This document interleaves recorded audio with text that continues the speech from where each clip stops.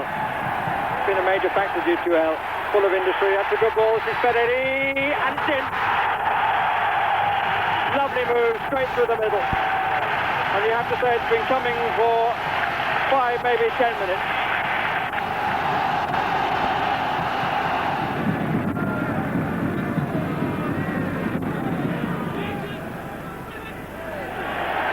Well played by Dutuel, and a nice pass through to Kuka. Kovac in the middle, and gets the chance because Avlet didn't cut it out. And Kovac makes it 2-0. Good evening and welcome to Anfield, and those are the 2 goals that Liverpool have to come back from tonight, and they go into this tie against Auxerre having won just 2 of their last 11 games in any competition, and that's just about the worst sequence since Bill Shankly took them out of the second division over 30 years ago. So let's hear what Alan Hansen and Jimmy Hill think about the task ahead tonight. They cannot afford to concede a goal, that's obvious. No, they don't want an open game at all. What they'd be looking for would be a solid professional performance, where they'd have Auxerre pinned into their own half. Don't give them any encouragement at all. Keep a hold of the ball, get them frustrated, because when teams get frustrated, more importantly, individuals get frustrated, that's when the mistakes occur. And hopefully, if the mistakes do occur, then Liverpool can capitalise on it. What do you make of the task ahead, Jimmy? I think it's exceedingly difficult, if not impossible. And Alan's doing what Graham Souness will be doing at the moment, virtually giving a team, the team talk, saying that to players who may not be capable because of their limited experience or being off form, or what's happening because of the transitory stage that Liverpool are going through, injuries as well. They may not be able to do that. That's the trouble. They can be told what to do, but that 11 that sits there on that programme, I don't think will be capable of doing it. Well, let's show that programme to our viewers, or at least the names on it anyway, and there they are. And Alan, perhaps you can tell us exactly how they'll line up, because it's rather difficult to work out the back 4. I mean, the team changes from week to week at the moment, of course. Well, I think they're going to play Mick Marsh as an out-and-out right back. That's the only way I can see the team lining up. He's got his problems again, isn't he, because the 4-player rule. Team's decimated by injuries. He's got to put that line-up out.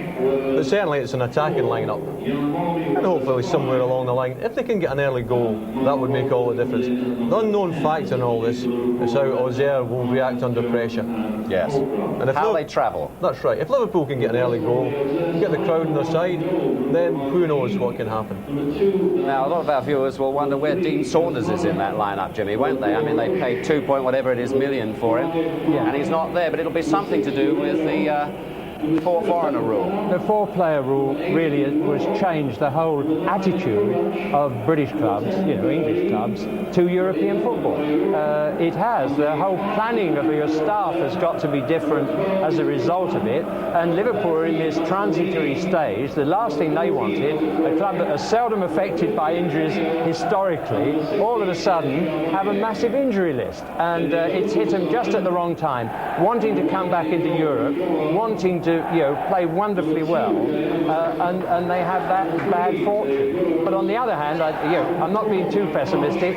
I think the Kop, if anybody's going to win the match tonight from, it's going to be the Kop. Well, they might frighten the French, aren't they? I mean, the fans here have always given the club tremendous backing, but they've got to tonight.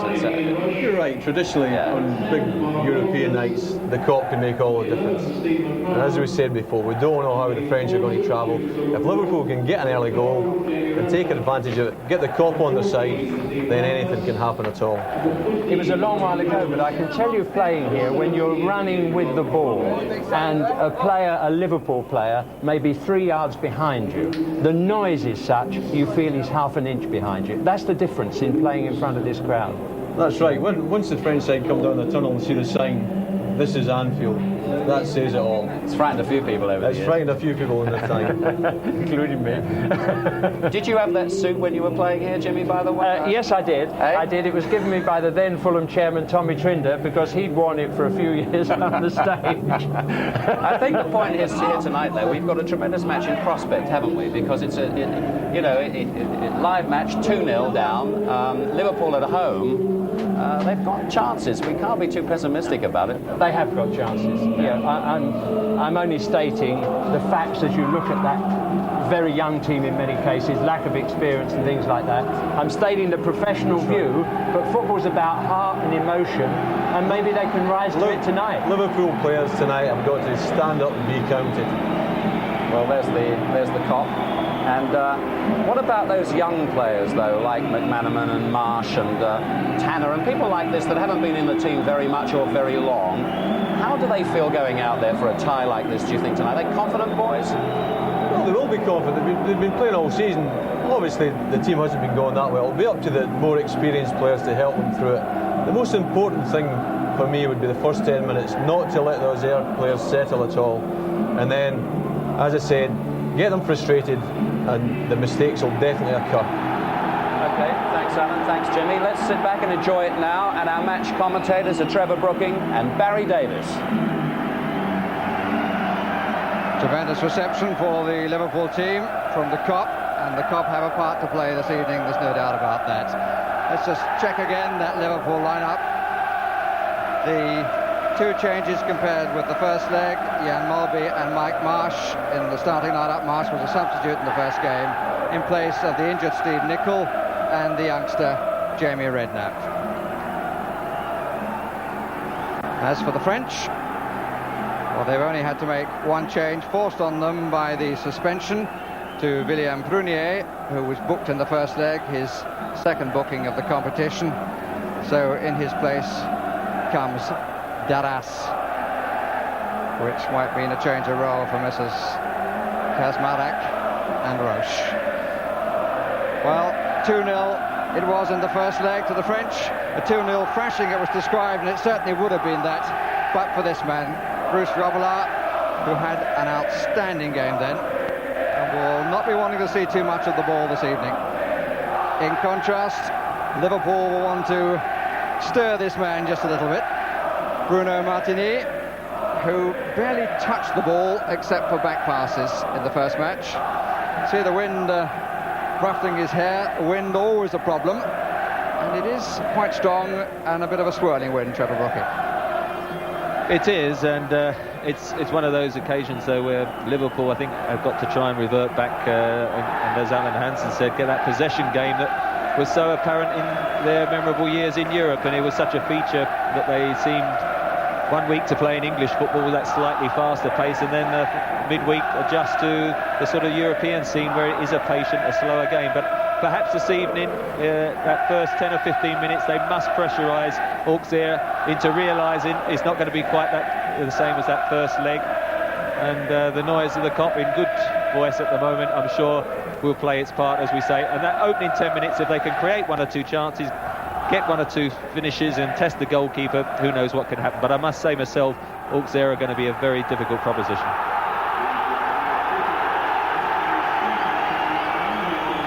All the officials come from Portugal. The referee, Carlos Alberto da Silva Valente, and his two linesmen, Vitor Emanuel Fernandes Correas and Antonio Manuel Miranda de Souza.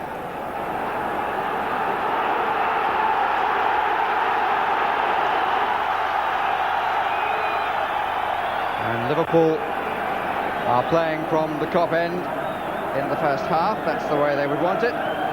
Ball at the feet of the Hungarian Kovac. And to his left is Fedeli. And they're the scorers of the two goals in Auxerre.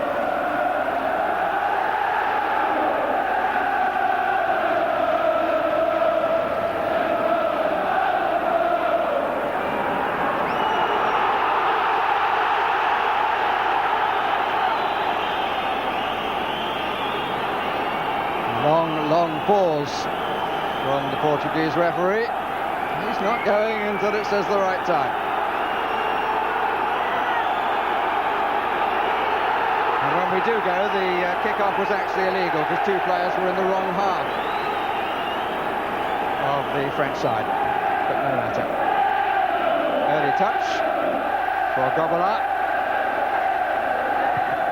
And Liverpool's least experienced team trying to do what more famous predecessors have not previously managed to do. Come back from a 2-goal deficit.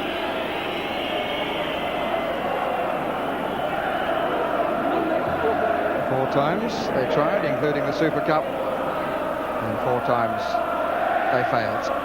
But even so, Liverpool's hope is in their heritage. They have to, in their numbered shirts, wear numbers worn by the more famous, in their attitude and their application. Burrows to Walters. Walters recovered from a groin strain, missed out on Saturday. Ablett looking long for Rush.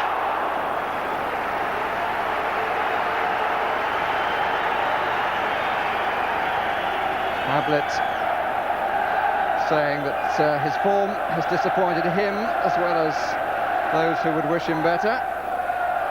And much more than most for one recovery to be made. Burrows and Kaká. And Burrows are judged to have pushed.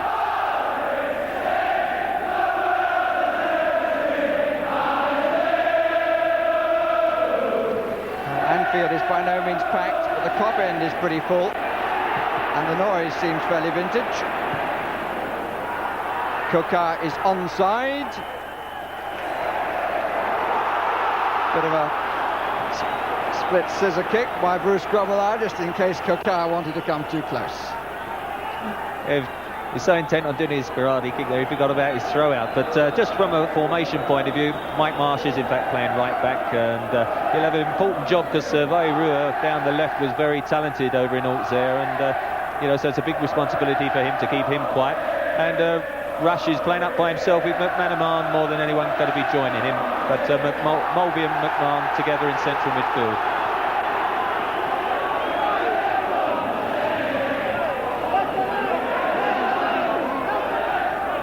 Here's McManaman, followed by Mahé. Through man-for-man marking. McManaman has gone down the middle. Mahé has gone with him. Now they come out to the left, and it's stride for stride all the way.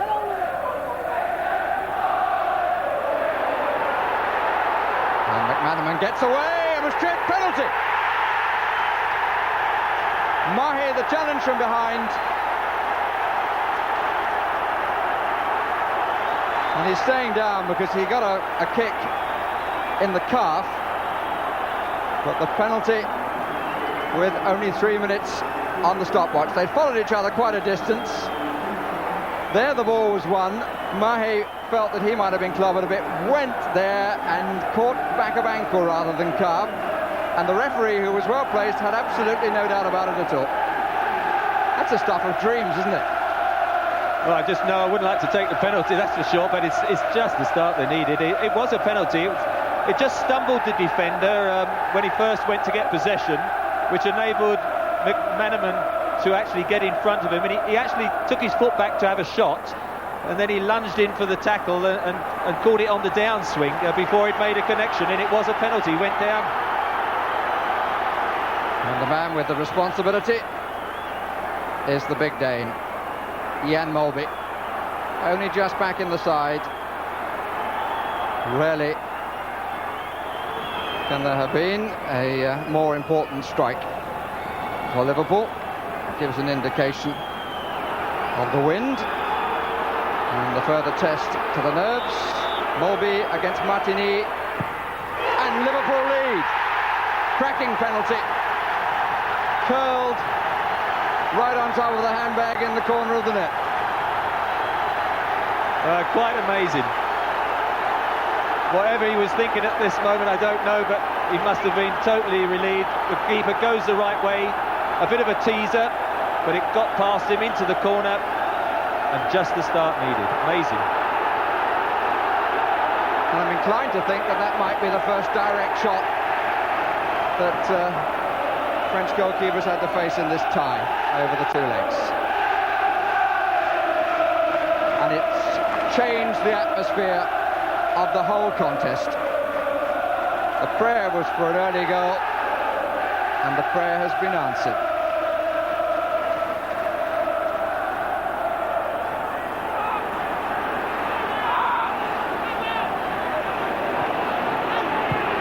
Well, the French nerve would react. There's always going to be a factor and to go down so early really emphasises that.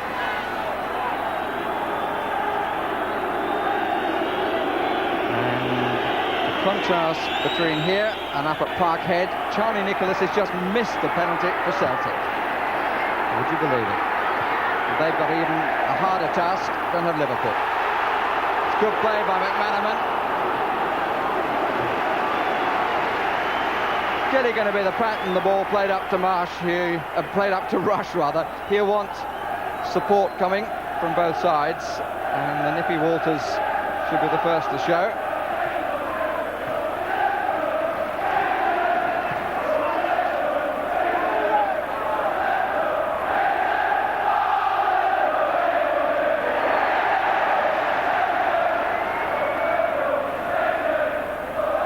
Charanjan Kazmarek. Free kick has been given, and a huge divot out of the Anfield turf.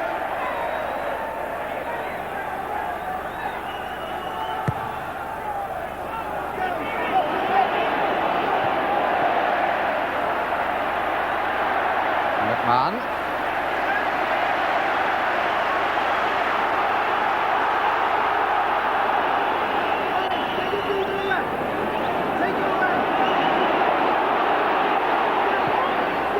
Walters. Marked by Darras. Here's Walters. Early on, and you can see with Mark Walters' shirt there, the wind is more than not behind the Liverpool players. And there's got 2 or 3 through balls already that have gone over the top and then zipped through and gone off the goal kick. So it's going to be important for Liverpool to make sure they don't overhit those with the wind behind them. Tanner. Here's Marsh.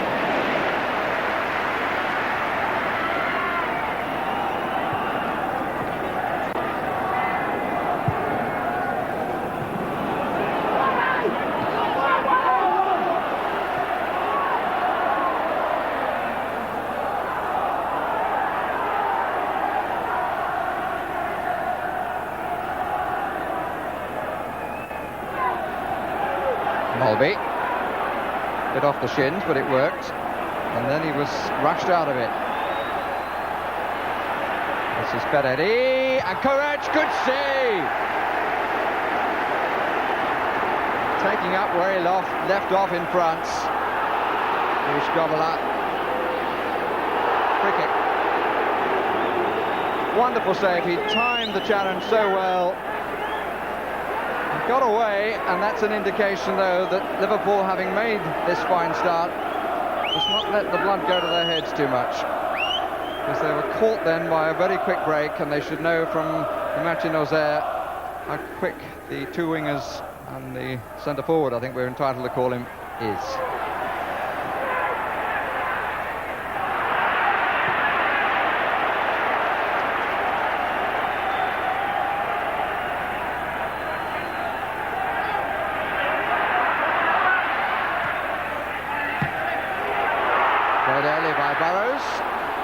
McManaman. Kazmarek, it's a goal kick.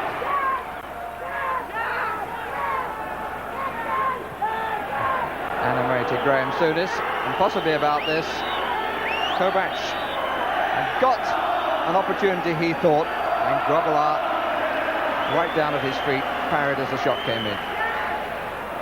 Always a danger, because Liverpool do play quite flat across the back, and they were just caught on the break, running from deep, and Ferreri got out wide, played a super ball across the face, and Kovac, to his intent, I would have thought, did everything right, side-footed it towards goal, but Bruce Grobbelaar spread himself superbly and just carrying on from where he left off in the first leg.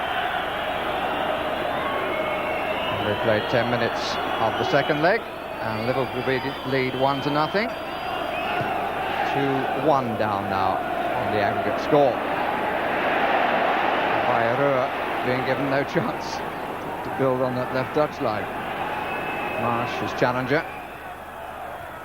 Tanner concedes the corner. There was no other option. Determined look in the eyes of Nicky Tanner.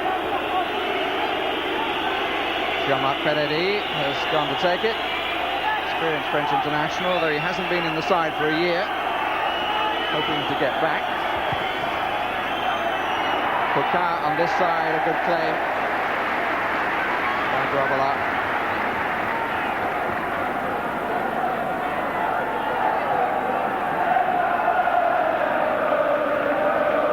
Ablett. McMahon. Mulvey. Another good pass. That's well delivered. But he's offside. In fact, Bayrou.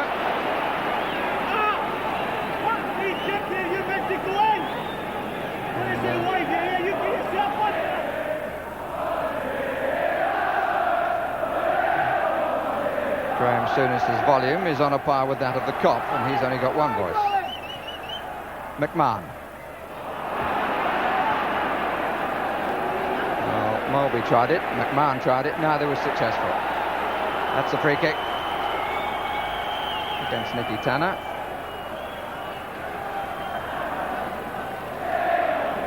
Bayrou starting off hugging that left touchline. That was one of the features of the first leg with the Auxerre team.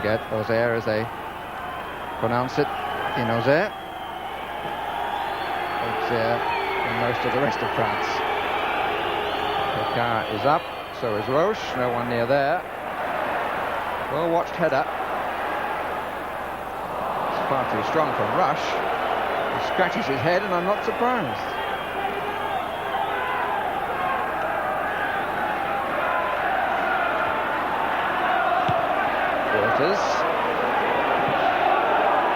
Mistake by Roche, who's taken over the captaincy from Prunier. Marsh.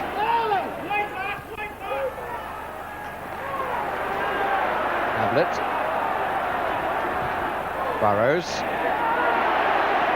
Played by McMahon.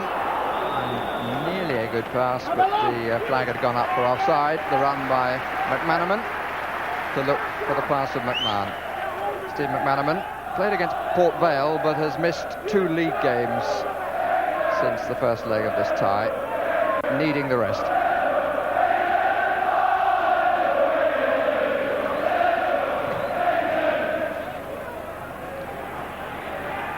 Well up by Marsh. Win certainly at Liverpool's backs, that was clearly seen then. Rush to McManaman. Good challenge by Mai that time. Here they are together again. Mulvey. Passing so far is a little bit obvious from Dan Mulvey. Free kick against Ablett, which seemed a little harsh. Kovac making a close inspection of the turf. He was a bit surprised to find him coming in, or it was a bit of a jump to be fair, but didn't actually touch the player as far as I could see. I'm not sure. I think that was a dreaded dead leg there. When you go in for the tackle, sometimes the old knee goes into the thigh, and that one does stiffen up.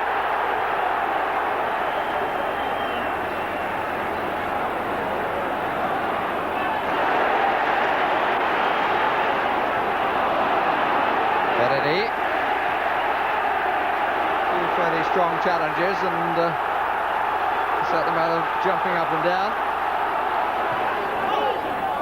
Kop certainly adding to the atmosphere. Well kept in by Mark Walters. Hasn't got away from Darras. There's a double marking.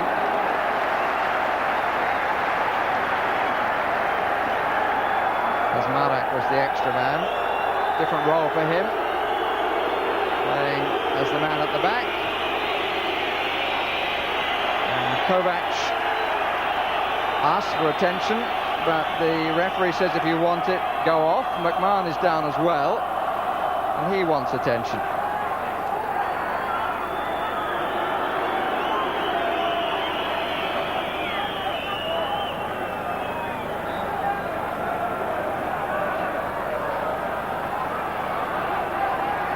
I'm not sure how many people are sympathetic with Kovac, but Trevor Booking is, because he certainly saw the old professional's trick, as it were. I've had a few dead legs. If you get the old kneecap in the thigh, it once the old physiotherapist gets his fingers into it, he won't be too lively in the next couple of days either.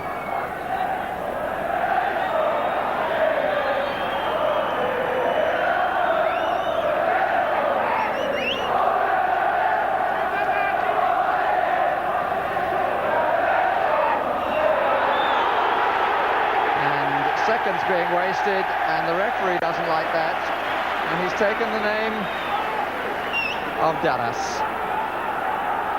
Frédéric Darras goes into the book, and the French may well feel at the moment that the man from Portugal is a little hard on them.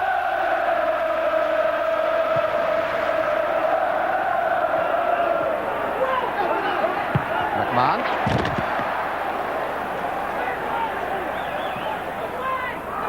McMahon fell fairly awkwardly against the boarding around the ground, but I don't think he's any the worse for wear.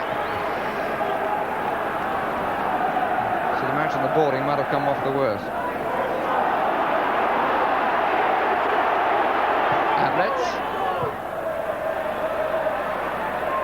And Kovac, still feeling the injury, is hobbling off for attention. That's a free kick. Rush on Ferreri.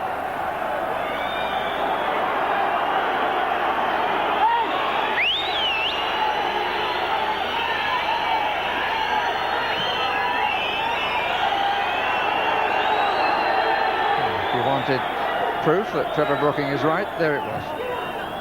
Get him off the pitch. Bayrua.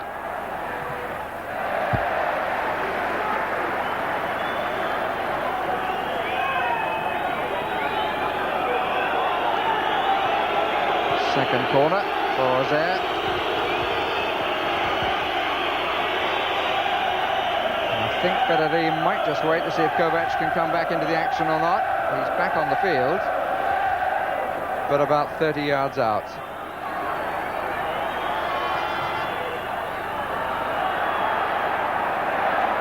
Not quite what Tanner intended, but it fell kindly.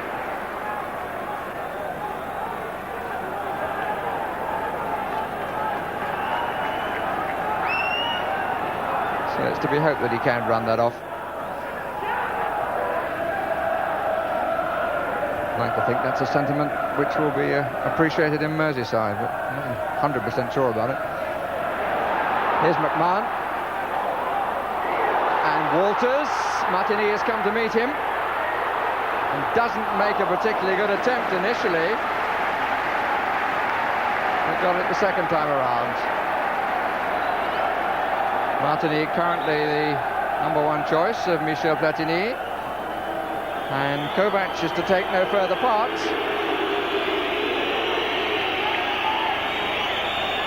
And he's to be replaced by Didier Otakore.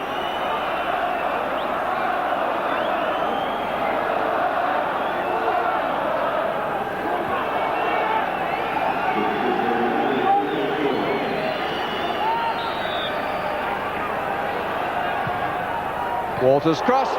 And it was McManaman shot, and Tanner who got up.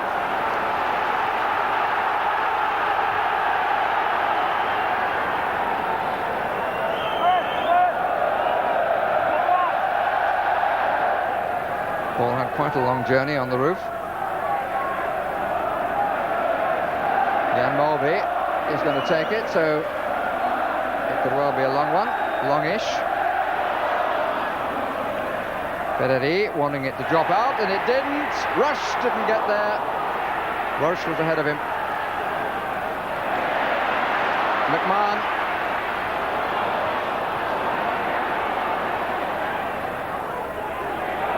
Burrows.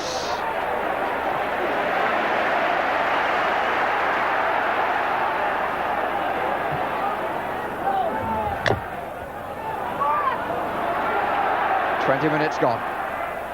Liverpool having pulled back one of the 2 goals they conceded from the first leg. And if you've joined us late, I think it's fair to say, well, I should tell you that Liverpool playing a great deal better than they played in France. But then their manager might feel that that wouldn't be too difficult. But they're doing the job that he would have asked them to do. No, they're much sharper all the way around. I mean, they've had disappointing results in the league, and Graham Souness hasn't had a lot of choice of the side he could play this evening because of the foreign rule, but the goal has done them a world of good, given them that confidence, and there's a lot of determination, and I think Auxerre now know where Anfield is. Free kick is given.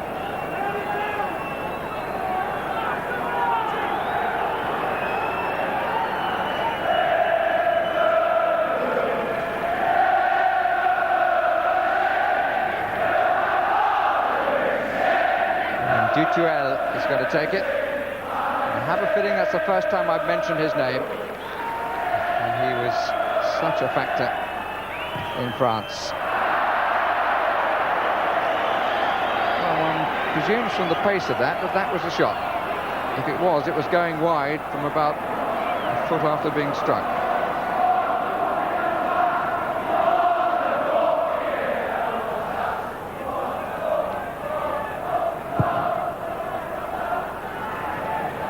On by Rush, nice header. McManaman, Ray Houghton had come in.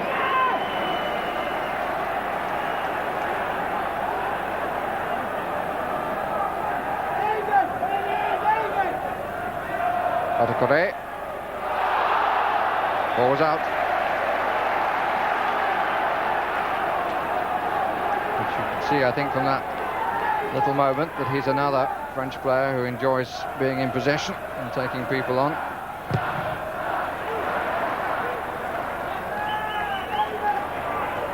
Mulby.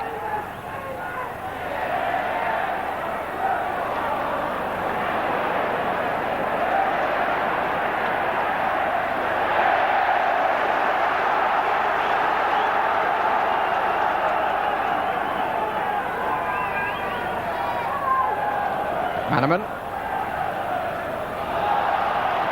That's the tightest contest, I think, between those two, McManaman and May.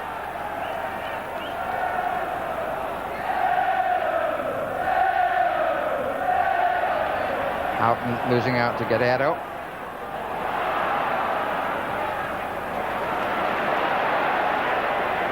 McMahon.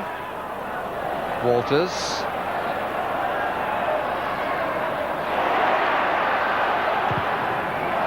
Marek got back to get the challenge. And Rush had moved across. Burrows. Good play by Mulby. McMahon,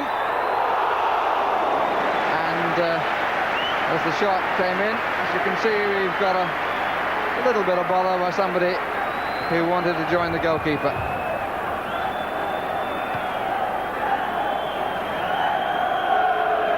And I wonder what would have happened if this ball had got into the net.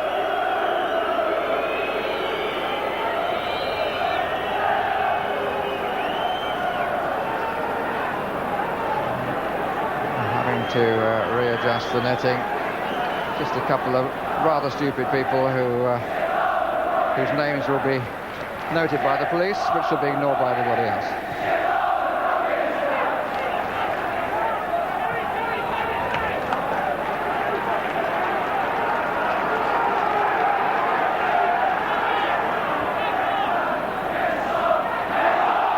Walters. McManaman goes away and takes May for company. It's good play. Burrows just couldn't take it with him. Kakar made a great deal of that. Burrows is booked for it. Well, he suggested with his delay at the start, the Portuguese referee, that he was going to be very precise. But Kakar here was a spinning top, beloved of French children. I mean, David Burrows just swung round in the hope of connecting with the ball and got the faintest of clips, and as you say, Coker went down tumbling, and unfortunately Burrows has got booked.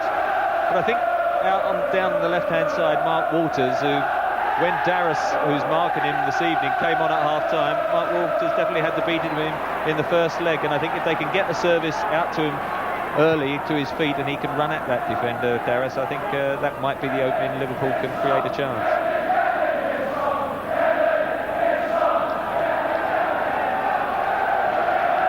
Mulby.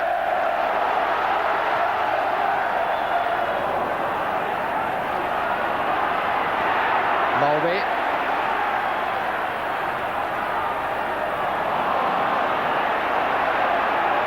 He's added something different to the side, Jan Mulby. Not everything he's tried has come off, but the experience is there, taking the heat out of things. The little passes, a little heavier than he used to be. He's always been fairly big. This is Ferreri. Factor only once so far. And the free kick's been given against Burrows. You can only assume for a little push or pull.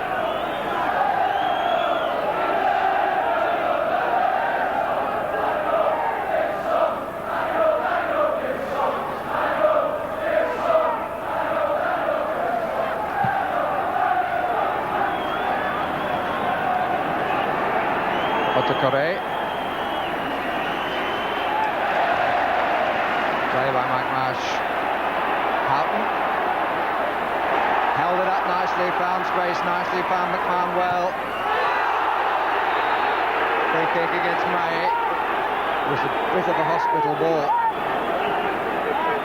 And the youngster didn't flinch. Free kick now.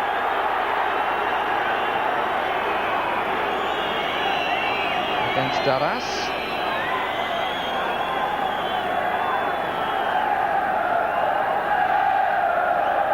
Maybe Burrows needing to clear the head a bit. If Liverpool are successful, he won't be in the next match. That's an academic point at this juncture.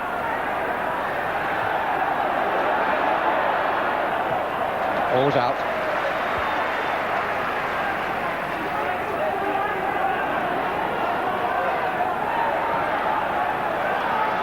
Tanner. Marsh. Play it long, says Houghton. He does, looking for Rush. All the time has had Alain Roche for company. And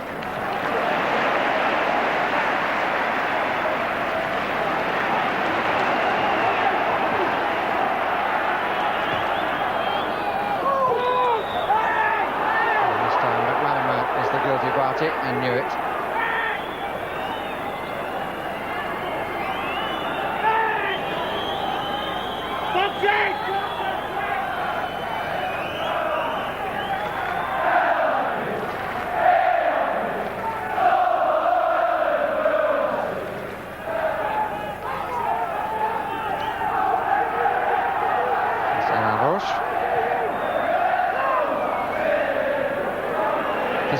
The pole.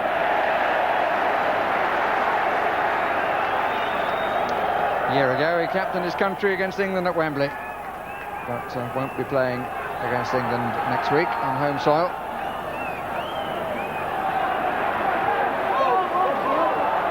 Walters, the moment that he let it come by the side of him, he was a loser.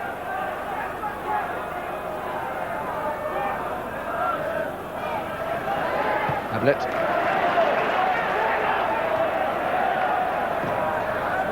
That's Marek, the spare man.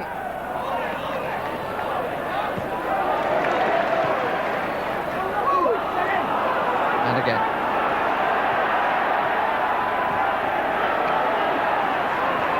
Dane does seem to have that happy knack of being in the right place at the right time so often. Houghton, nobody left side. Now Burrows offers. Two on the far post, one of them is Rush. McManaman's now come across to Denier. Mulby not going to take the serve. Here's McManaman. Houghton. Mulby is square. And the return ball comes in for Houghton. And Marsh scores!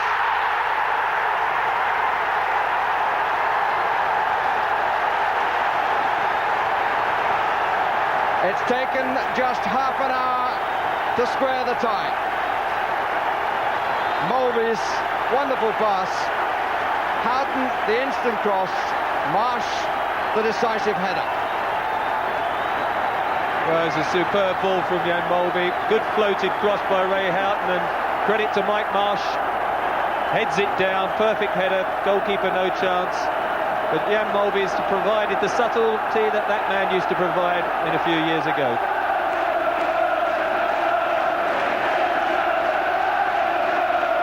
Well, as I suggested, he's been such a factor. Huge experience. Liverpool's secret in the past was all about passing the ball, and that's how that goal was achieved.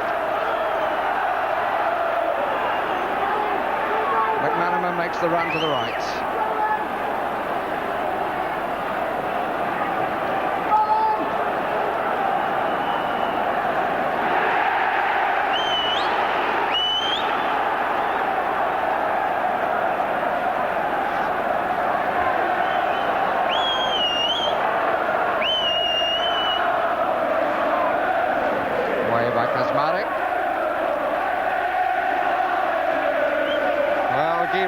Here for the match against Crystal Palace when Liverpool lost for the first time at home under Graham Souness. Said he wanted to sample the atmosphere of Anfield and went away saying that it's not going to concern us too much. But it's a very different atmosphere when it's European football being played here, particularly. And he knows different tonight. It's all square at 2 apiece.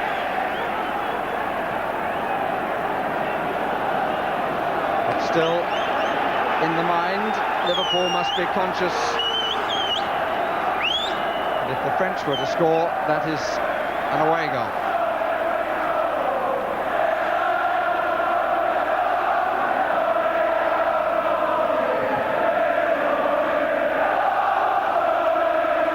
Here's Rush. Good save by Martini. He was offside anyway. The flag was a little late. And Rush. Caught.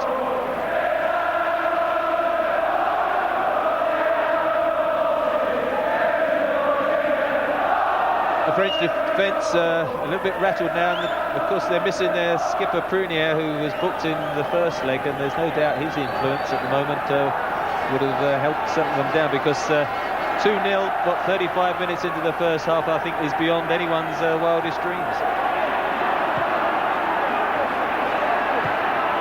French are being hurried. They have never been allowed to play the game at their pace. They make good use of changes of pace, as they showed a fortnight ago. This time the whole match has been played at Liverpool's pace.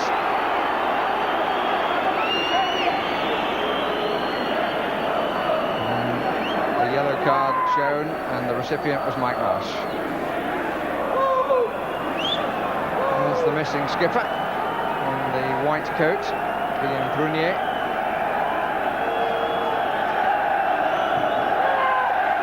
Roche. Coquard. Wild challenge by Ablett.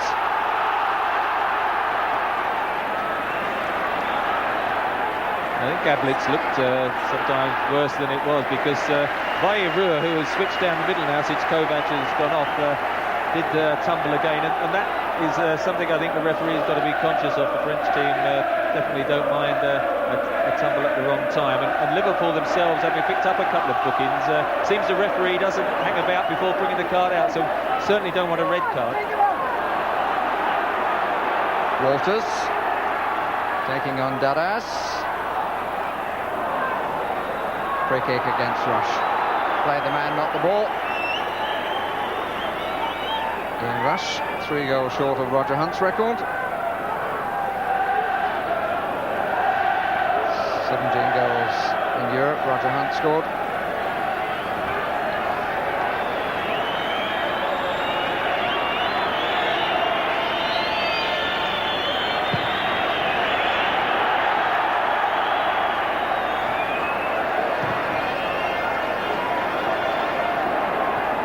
Into the last 10 minutes of what so far has been a very good half for Liverpool.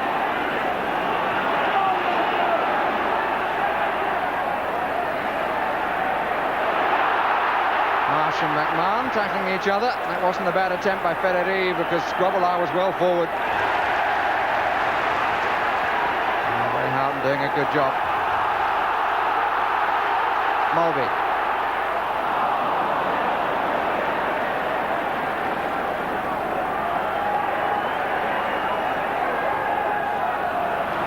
Auxerre.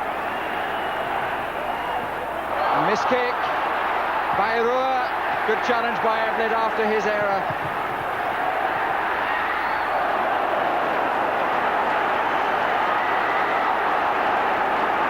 And a definite escape for Liverpool, and in particular for Gary Ablett. He made the initial error, but all credit to him.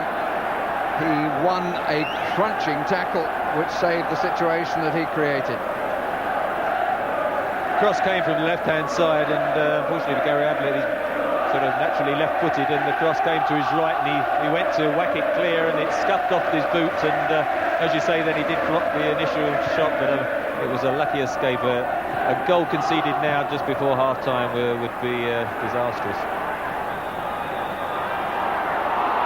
Free kick for that challenge by Marsh on Auxerre.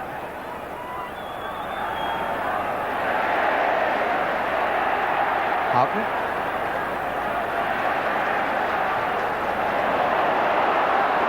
McManaman was on his own.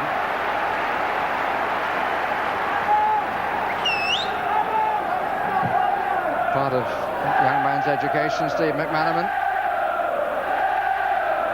Man-to-man marking by Stefan Mai.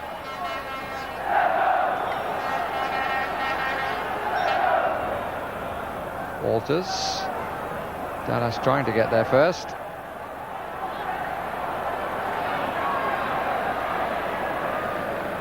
Houghton.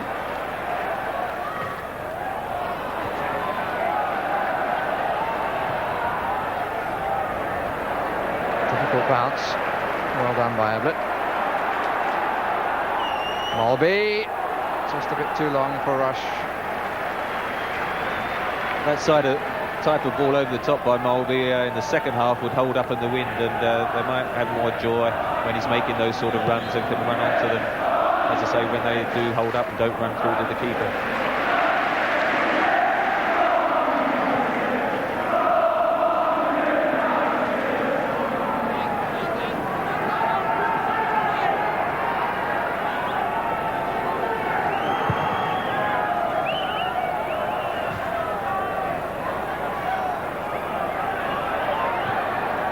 Duel trying to get Auxerre away.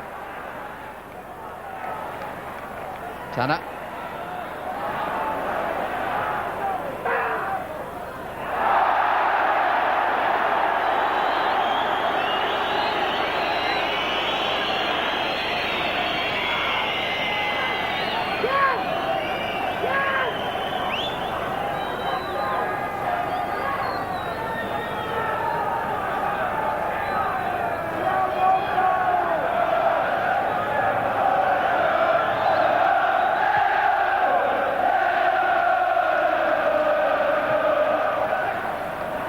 Rush.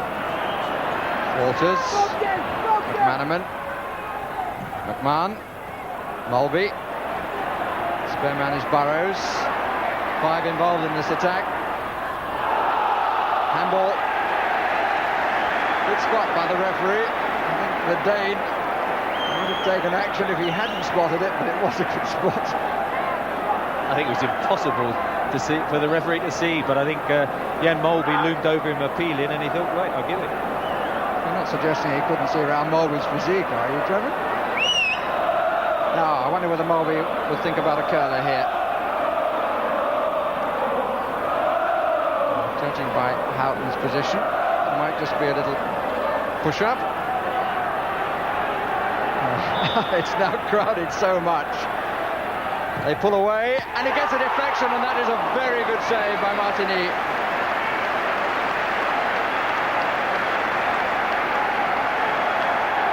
Well, in the end, his intention was pretty obvious, and the deflection was tough on the goalkeeper, who got down extremely well.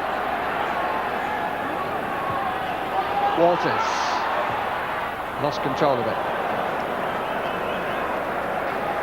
Into the last 5 minutes of a half in which Liverpool have scored twice to square the aggregate at 2-all. A peel away by the Liverpool players, left a gap, came off the end man on the wall, and was a very good save. It's a terrific save, because it was the worst possible for a goalkeeper, just hitting the grass a couple of yards in front of you, and then it zips off, and they did very well to keep his eye on the ball.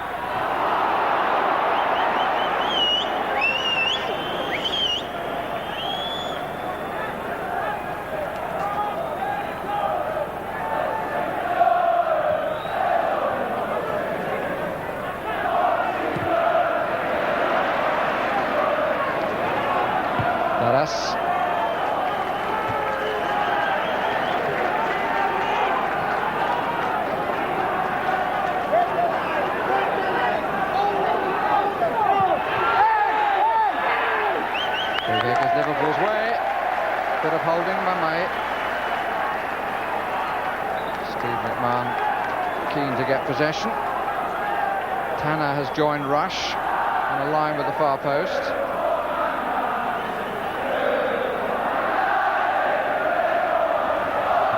Forrest will take it. Mulby's gone into the box as well. I've got 4 there. McMahon. Rush. Looking for the offside flag, but the linesman was absolutely level. Maybe Rush was too, and these days that's good enough. He just seemed to hesitate fractionally. He got a yard away from his marker, and whether he just did wait for the whistle, I don't know, but in the end he got shut down, and the shot was half blocked. Ball really curled back from that clearance. And if anything, has got stronger as the half has gone on. Auxerre. Side doesn't look anything like as well balanced, the French side, without Kovac. Auxerre, for the record, born in France, but his parents were born in the Ivory Coast. Spereri. It's done well, but not well enough, and that's the goal kick.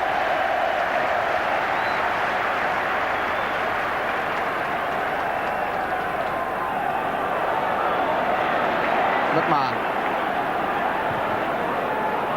looking for Walters, takes it well. Barrow's just inside. Free kick again. And every time Walters has turned, Darris has got a foot in.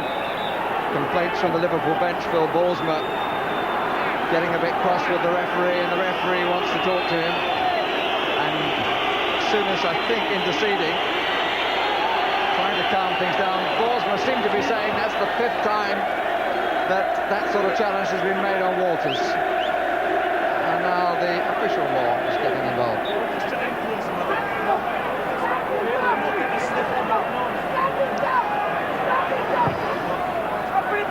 Three against 4, and Martini with a good claim.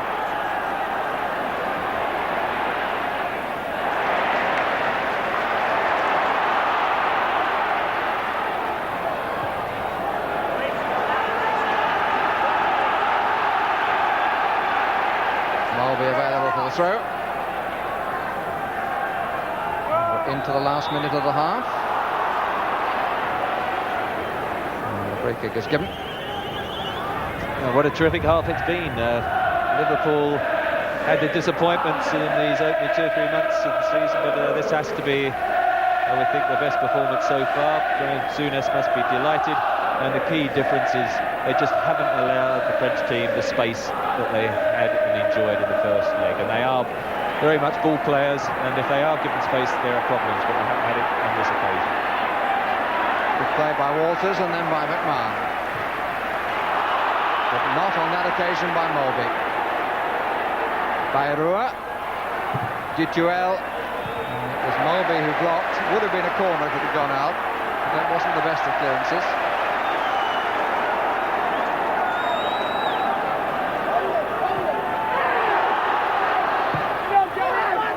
Advantage of the spare defender.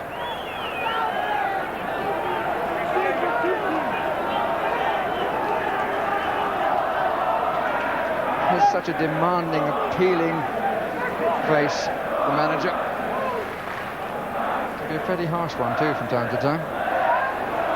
Walters. Free kick given. No, corner given.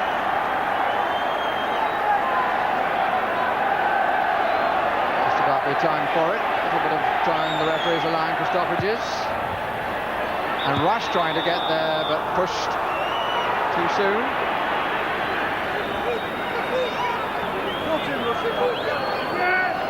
Kept a bit of a lecture.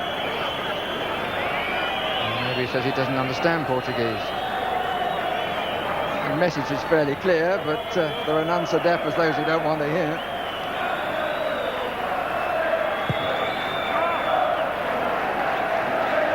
McMahon, and that's the last action of the half. Great applause for the Liverpool team. Graham Souness waiting to greet them. Marsh, the score at the second goal, after Jan Molby had scored the first after only 3 minutes. And I suppose the first part of the job has been done. The deficit from the first leg has been wiped out.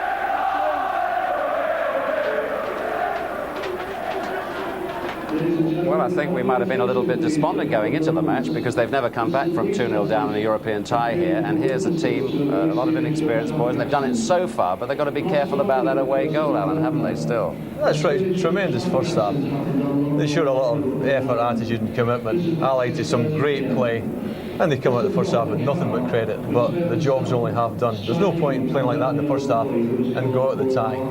They've got to go out in the second half and play with the same determination and spirit, hopefully get a break or two and get another goal. Nice thing, Jimmy, is they're passing the ball around, Liverpool style. Beautifully. I mean, the senior players really have taken the responsibility and done extraordinarily well and risen to the occasion. And the young ones, particularly Mike Marsh, not only because he scored the goal, but like a Liverpool player, born to be a Liverpool player, he's passed the ball beautifully throughout the half and set a good example, to everyone of the Liverpool side as well.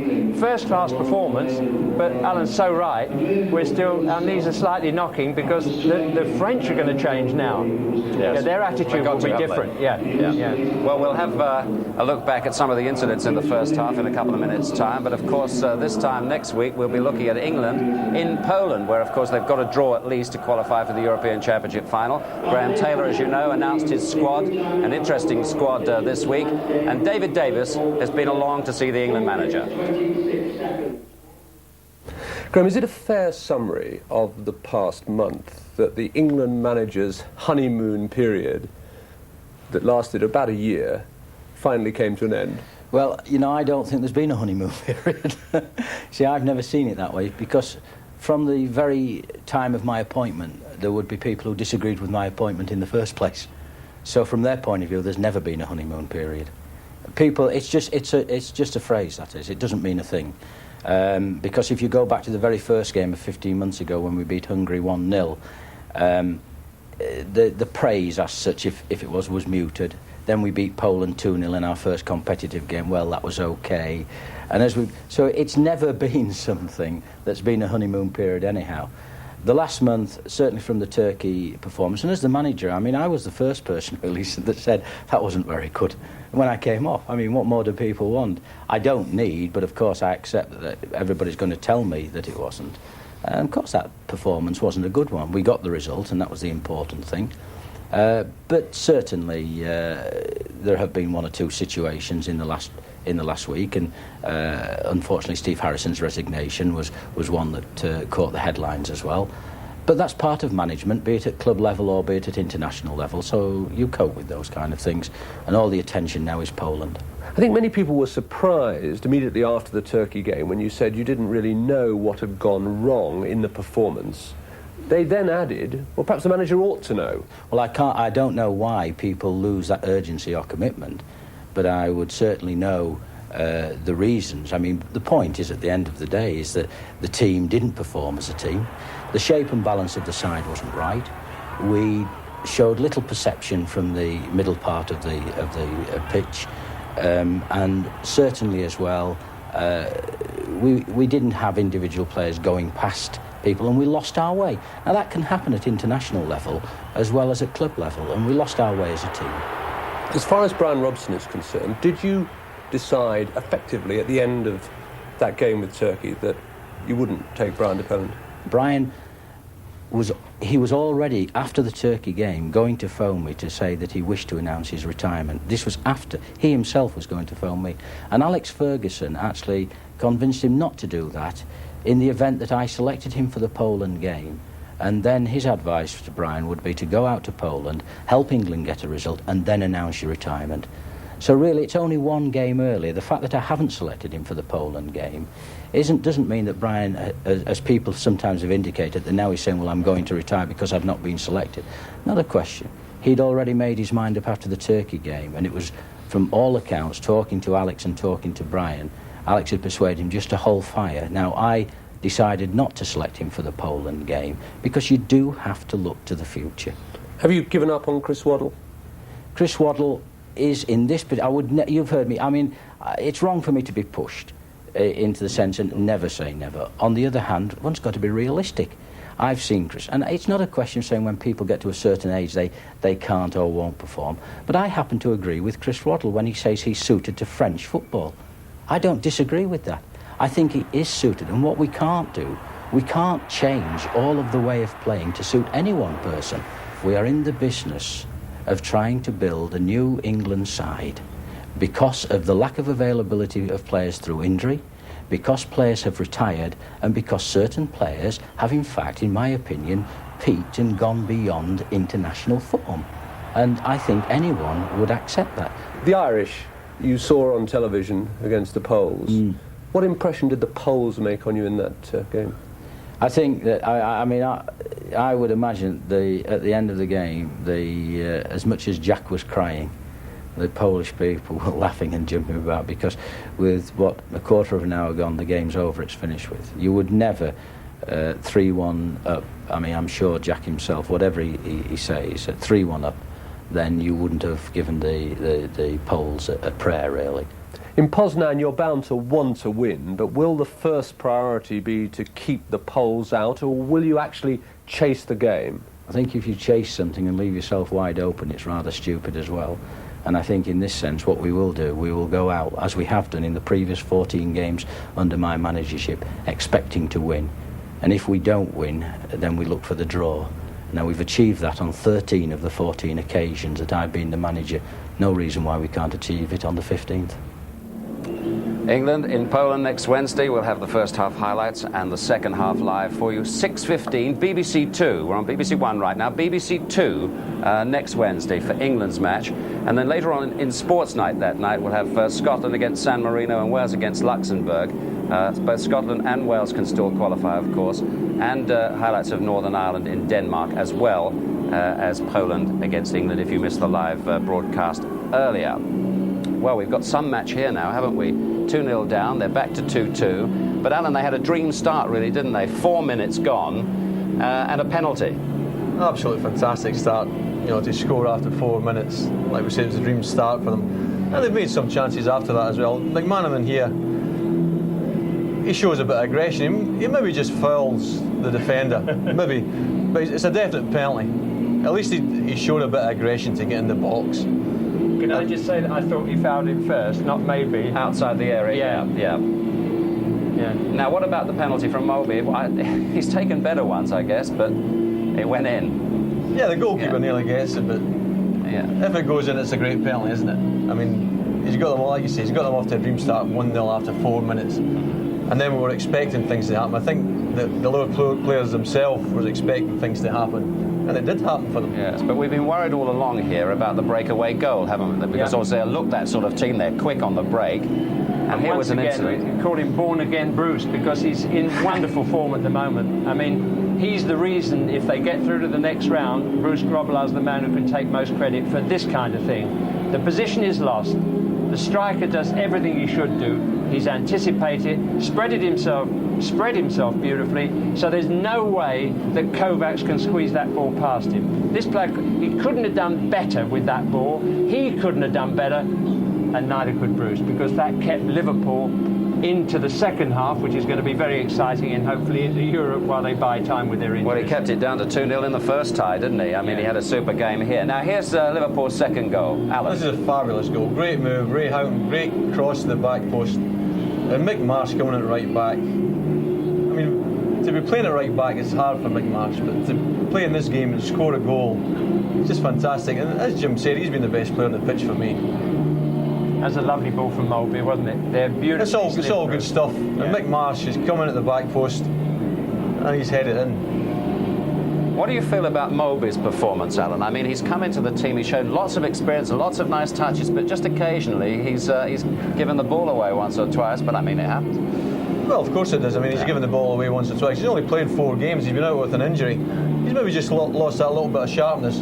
But I think Graham's got him in there simply because when it does come off for him, it's going to be good. And that's probably been the difference. I mean, Liverpool have played a passing game, and when it has come off for them, Moby's been the difference, as well as McMarsh. The two of them have played in the deck, they've played good passes. And Liverpool tonight have looked a different side that played in the first leg. So they came out with a super attitude, Jim, didn't they? Strike right from the start. It's a much overused word, really, character, and especially in football. But on the other hand, that's like the old Liverpool. From all the criticism, all the bad results, as I said at the start, a team on paper that you would give no chance to, because there are too many young players, and they're struggling really with senior players. Yet the pride in the club and the emotion and the support of the cop, plus the first decision that went in their favour, you have to have a touch of luck in this game to get the results. Of course. Sorry, Jimmy, to me, one of the two of the French side don't fancy it tonight. They don't travel well, you think? That was the one thing that I meant to say before the start. The French could have come here expecting to lose.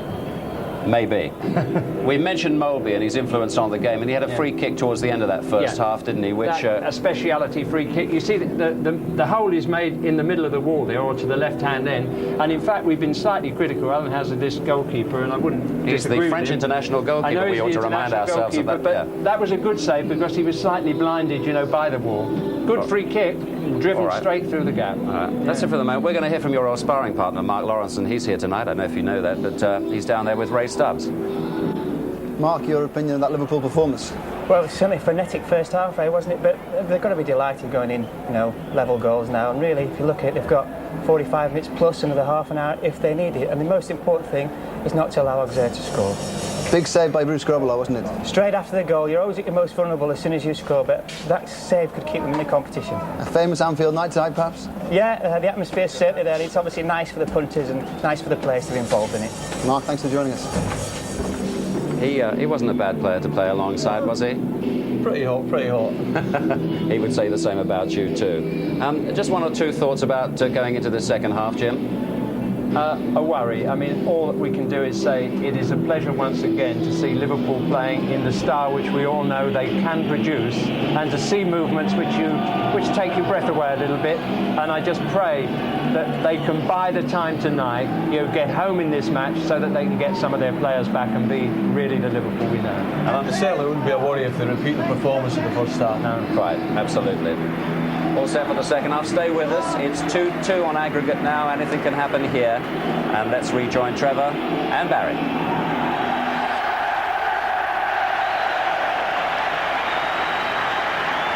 And that's the other major factor. Liverpool are now attacking the Kop end.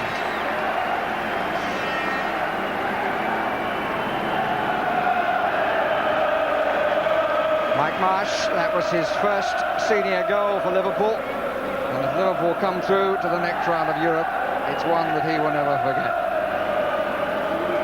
Squared the match at 2-2. If you're just joining us for the second half, you've missed a good 45 minutes in which this man has played a major part. Jan Molby, only in the Liverpool team since the first leg. Used 24 different players this season. It's been because of their injury problems and because of the limit of only 4 foreign players in European ties. As you can see, it's now raining very hard. It came on just towards the end of the first half. I don't think it was a factor in that attempt. A bit far away from him, it hurt him a little bit to stretch for it. But it's going to be a new experience for Bruno Martini. Michel Platini might learn a little bit about him. It's never easy keeping goal in front of the Kop, unless you happen to be keeping goal for Liverpool. Just looking at the Auxerre team, they've had a little shuffle round up front. In fact, Barry Rua has come back out onto the left Auxerre has gone wide onto the right, and they're decided to play Coca down the middle just to see if that works better than it did in that half hour leading up to half-time. I think they really had to do that, Trevor, didn't they? Because part of their game plan in the first leg with two such good wide players. Nobody in the middle rather defeats the point. Rush. By Kazmarek.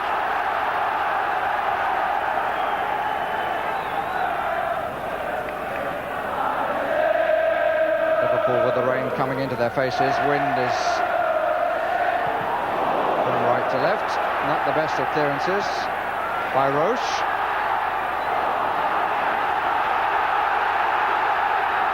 Guerrero, who helped out. Not a particularly confident start to the second period by the French.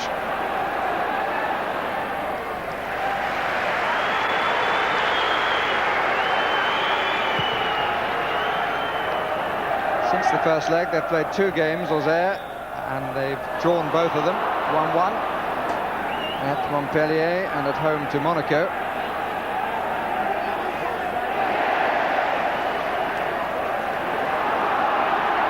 McMahon.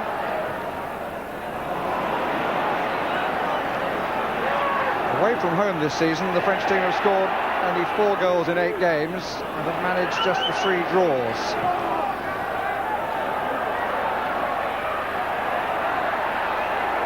McManaman. Bayrou. Ferreri. Coca not sure where he should run to.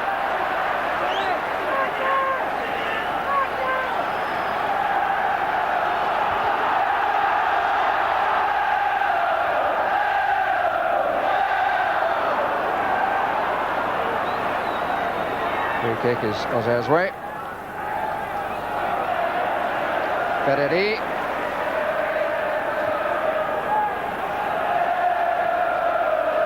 Dutuel. You mentioned Dutuel there, and what's that, about 3rd occasion, and that's all. And he had such an outstanding game in the first leg. It's been a huge disappointment in this particular match. Fortunately, that is as well, of course.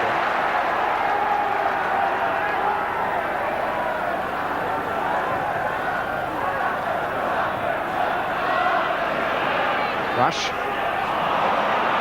On the same wavelength as Houghton. Bit of pulling by Ian Rush.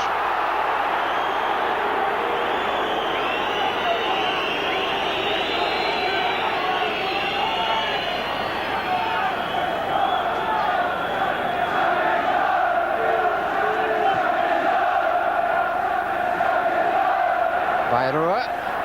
Coca has pulled away. Here he is. But the ball was out of play.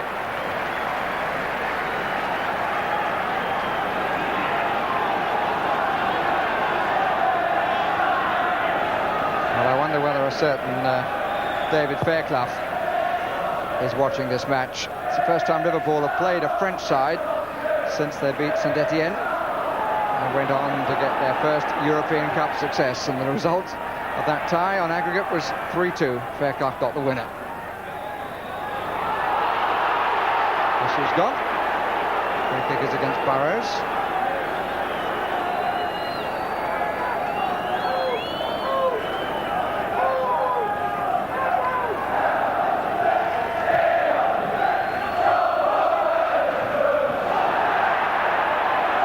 Houghton checks to see where Grobbelaar is.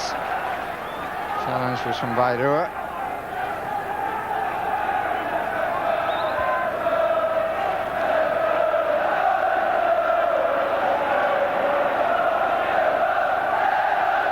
Rush. McManaman. Ablett. It gets through, it shouldn't have, but it does. Dallas with the error. But Walters with a little grab on him, having lost control. Didn't really matter. He was looking for a free kick. Didn't get it, and frankly didn't deserve it.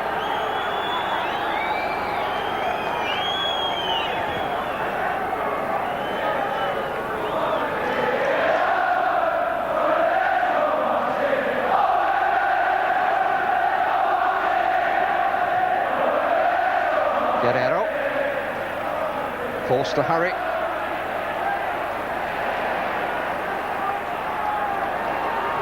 Walters. Kazmarek. Free kick against McManaman.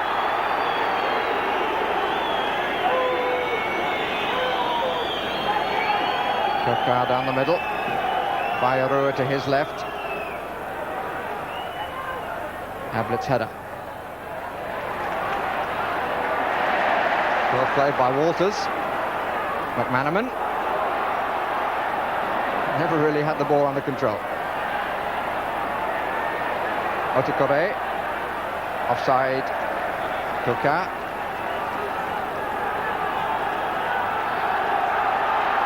And so far, Kukar's looked like a wide player, having to play in the middle.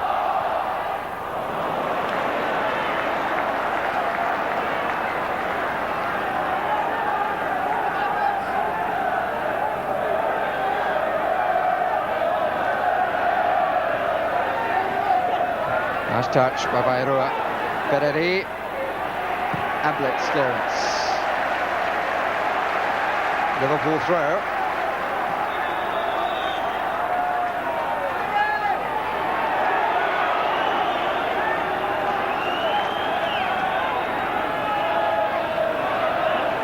McManaman. Taken by Marsh. Got away from Ferreri. Comes Mulby.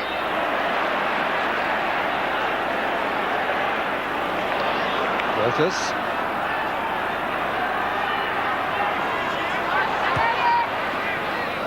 Jonas just closed the ankles in time. Saved by Mulby. It's a bit loose. But so was that.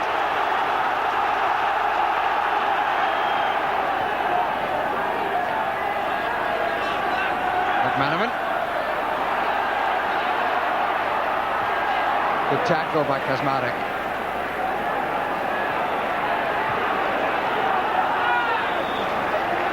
Liverpool pushing right up to about 10 yards short of the halfway line. Yeah, pity Steve McManaman didn't release the ball. He beat his man, and Ray Houghton made a great run through the middle, and Ian Rush had pulled his marker away. And it's just that occasion, as a young player, just got to look up occasionally and release the simple ball.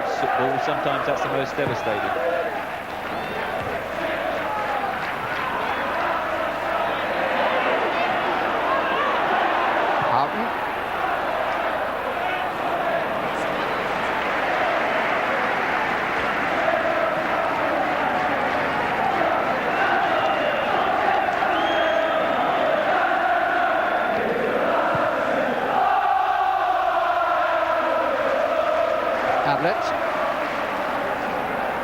D2L not making it count. Ferreri. Bayrua invited to run on the touchline.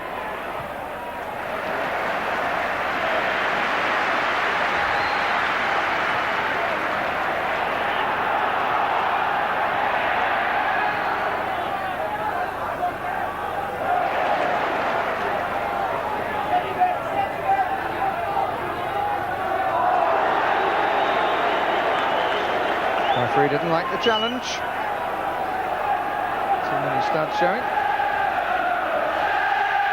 Houghton. Rush.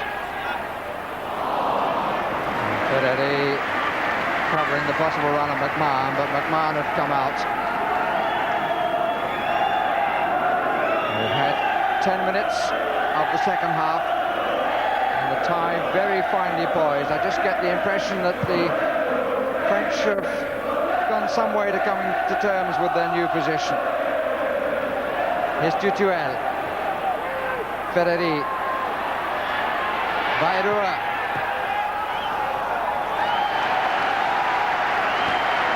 Pretty sharp Bruce Grobbelaar as Tanner got to it. Certainly the French switcher put in Bayrua back out to the left gives him a much better balance going forward, and he's the danger. Grobbelaar decides to play the full-back role. Just stopped by McMahon.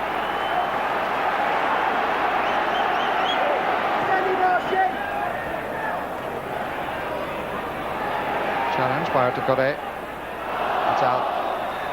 And it's a free kick.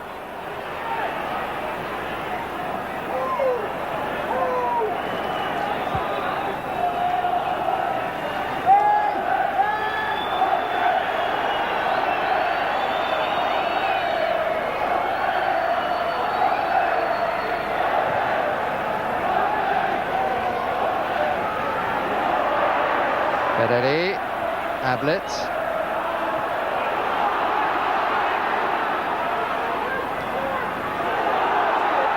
Guerrero, Kazmarek. I think ran a little too far for the comfort of his colleagues. Auxerre, wide man both sides. That's a test for Burrows, and he's equal to it.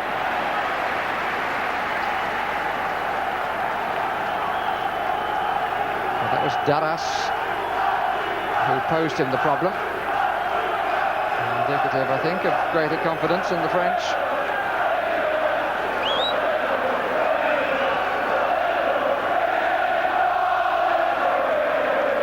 Three in the six-yard area now, four.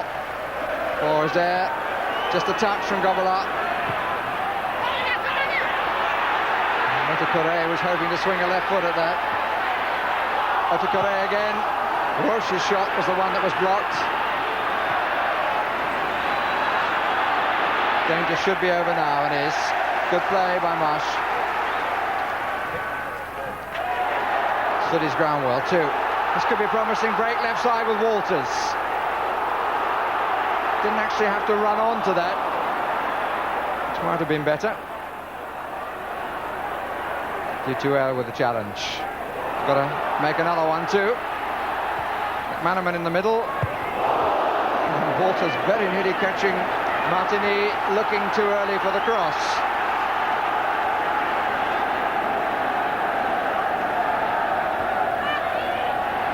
McManaman. Walters made the room. McManaman.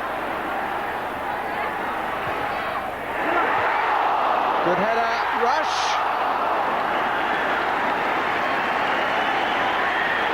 I think he got a knock in the face. Ian Rush from Alain Roche.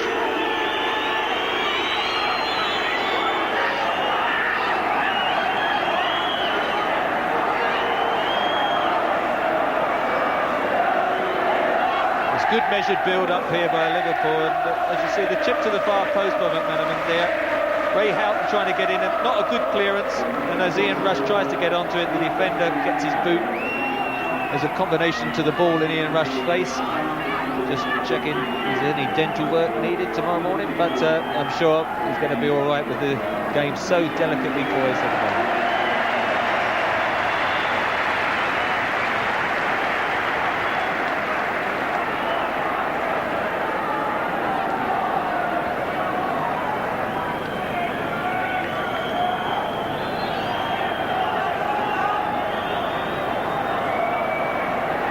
Top ball, yes. Auxerre being invited to stand in the right place. Not shielding the ball. Bayrou. Played Marsh.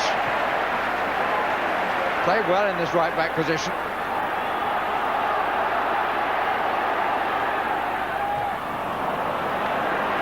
Given away. And here's Coquard. What a good job he didn't take that in stride.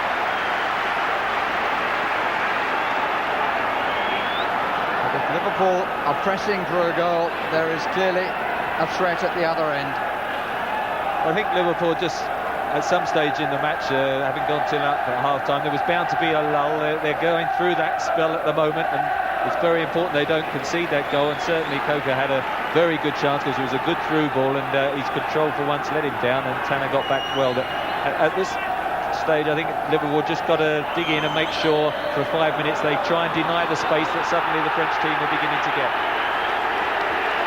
They've got a free kick for that challenge by Darras on Walters. No, they haven't, just the throw. The referee certainly indicated initially, at least to my eyes he did, that it was a free kick. Auxerre's run into trouble. Run into a bit of Danish solidity. Oh dear, that was a Danish slicer.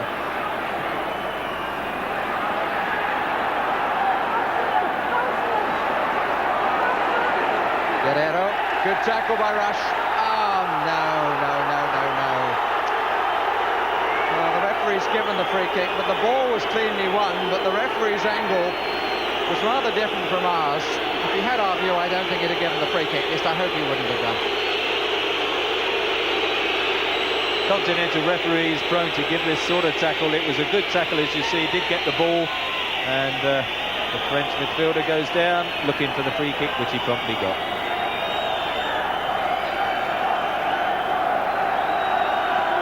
Free kick, which Bayrou is going to take, and for which Alain Roche has joined 4 others on the edge of the 18-yard area. Oof. That ran off Tanner, and the block from Roche. Goalkeeper uses his legs so well from time to time, Bruce Grobbelaar. That was one of those occasions. Offside by Bayrou. Hasn't heard the whistle. Has now. Well, I said it in France a fortnight ago. Comments about Bruce Grobbelaar having had his best days here were very much made too soon. It was a very good block, holds his ground, good kick away. Jennings would have been pleased with that. Great volley by Roche to get that at an angle, coming over your head in a swirling wind and keep it down was terrific. And as you say, Bruce Grobbelaar doing excellent to use his feet.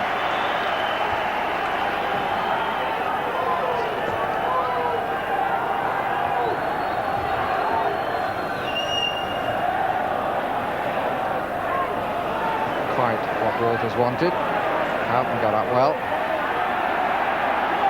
Beretti. Tanner to cover.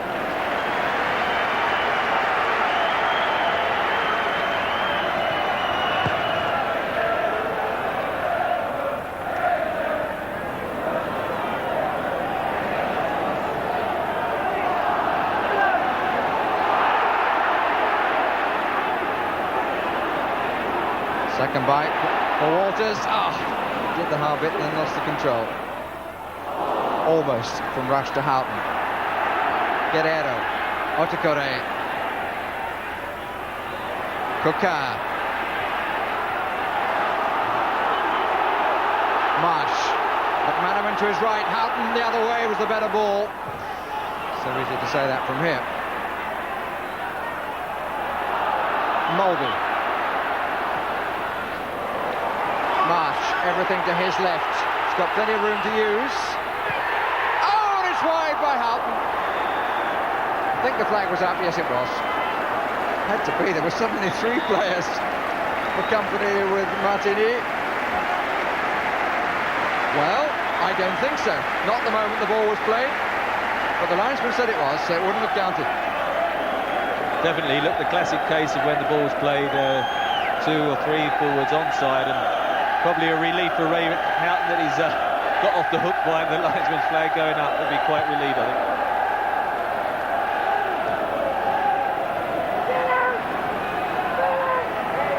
Tanner. McManaman.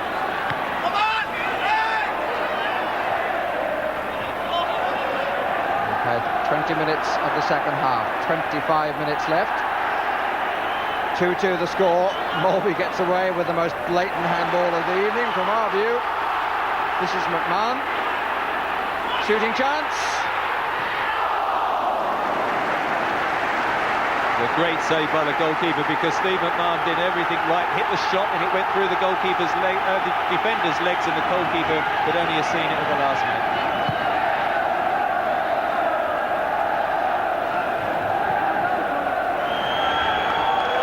Just started to pick it up again, Liverpool, where they had it in the first half now.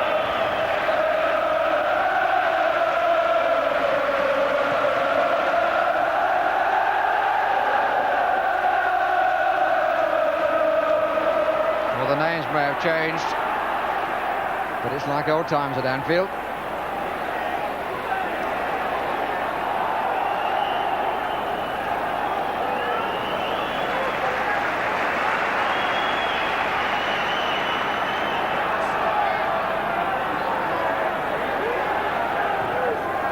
Two up, marked by two with one spare defender.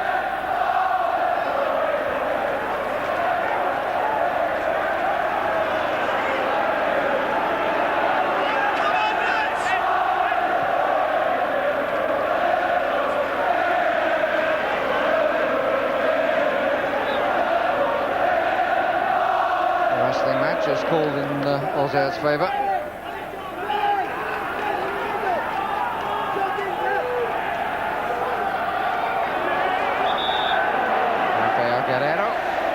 One of the many players in the squad, who's boy and man at the club, came to them when he was only 14. It's the right blade of glass, although he changed it late in the day. Bayrou.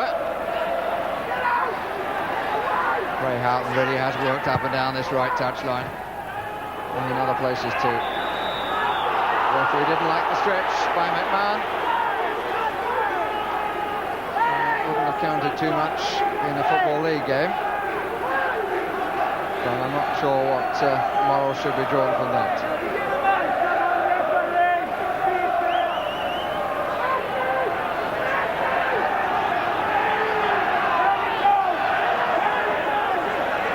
Again, 5 Auxerre players forward. It's too long.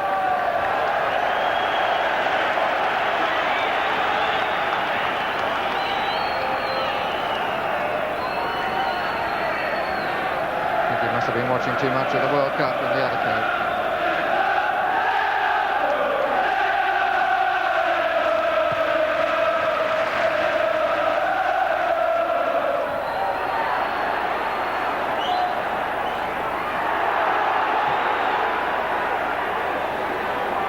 That'll be watched with care. Free kick against Bayrou for a bit of pulling on Tanner.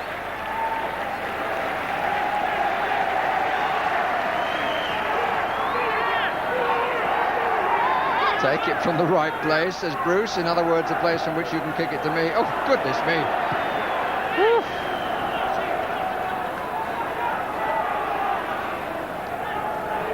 What does that say about increased confidence?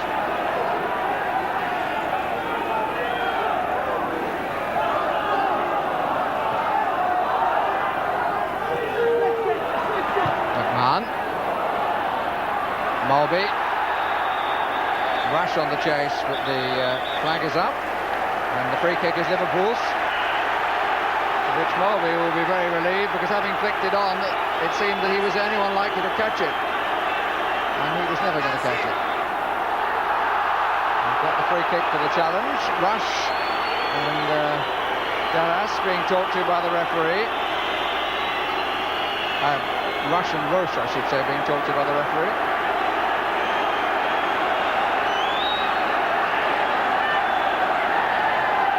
From further out. Rush from McManaman, Mulby and Ablett. The 4 in the area. McMahon just outside it. The ball comes back. It was Mulby's head.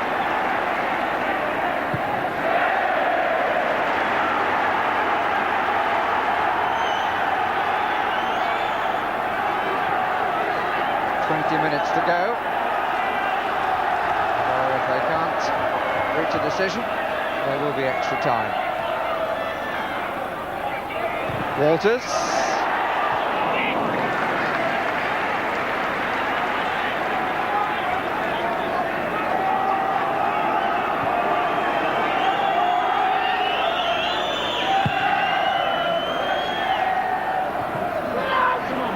Dutuel. McMahon has stayed down. Coquart.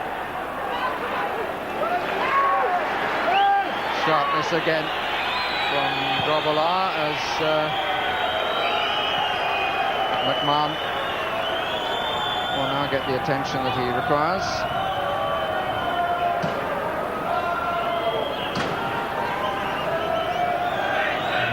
see blood coming from the bridge of his nose. But it's difficult to imagine that there's a more gripping tie being played anywhere in the British Isles this evening.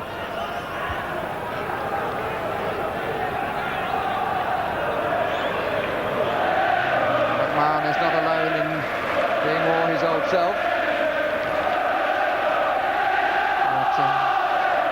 Took a couple of nasty knocks there. That's the final one I think that got him in the face.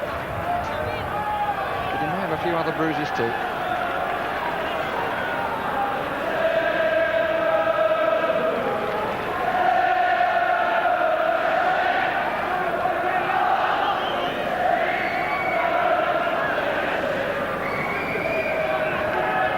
Because I'm almost delighted to see Steve McMahon get up a bit, but as the minutes tick away, the tension builds up because both sides know that if a goal does go in between now and that 90-minute mark, that probably will be the decider at this stage of the match. And in those terms, Trevor, there's extra pressure on Liverpool because of the threat of the away goal. I suppose it's a statement of the obvious that if one side goes ahead 3-2, the other side would have to score twice, but it would only actually apply for Liverpool. To end up at 3-3, this tie would see the French go through on the away goal. It's currently 2-2.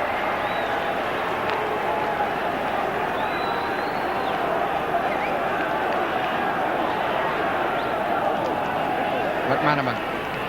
It's that man Maya again. And again.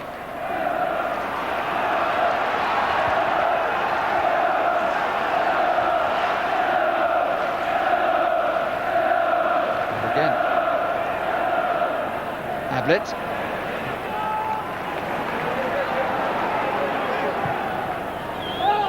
Good ball. McMahon. Mayer stays down. McMahon not at all concerned. Tanner.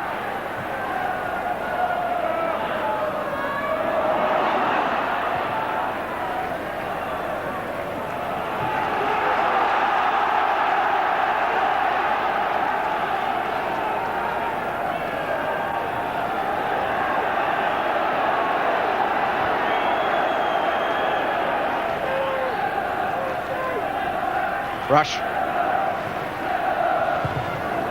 It's a good clearance by Guerrero. Walters. Get round the back, it would be useful.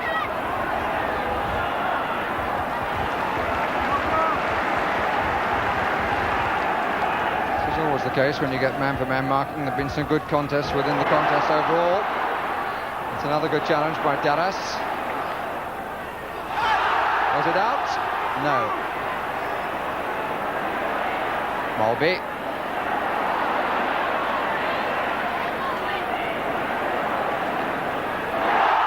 Lovely turn. And Dallas, surely on this occasion, was beaten by sheer skill. But the referee decides that's one too many, and he shows him the red.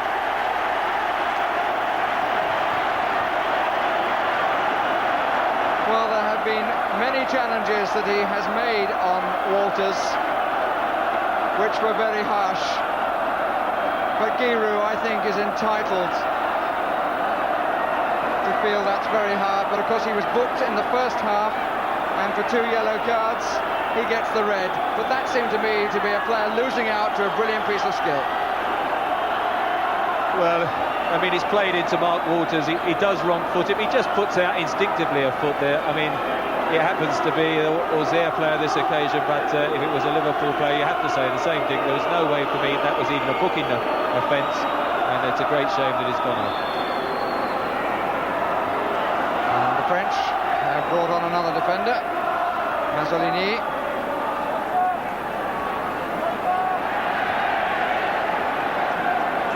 Replaced the Pole, Kaczmarek.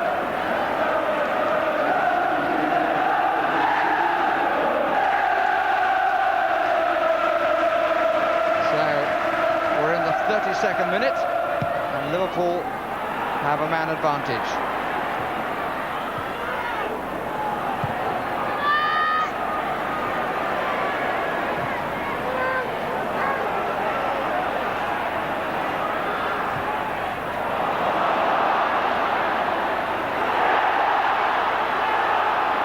Kaczmarek, as you can see, is still on the pitch, although Mazzolini has come on.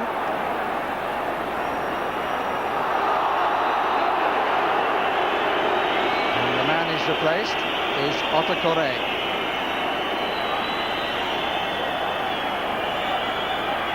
And he's waiting for someone to open the dressing room door for him, Frédéric Darras. I must say, I think the decision was very, very tough. And I think if I were he, I would feel exactly like that.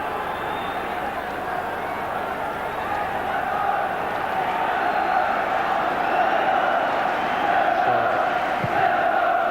if I've confused you at all about the substitution, Mazzolini has come on, Kaczmarek is still on, Auxerre has gone off.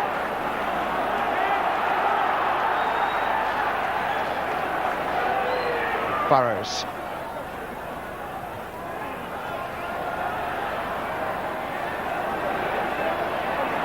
Morby. Burrows.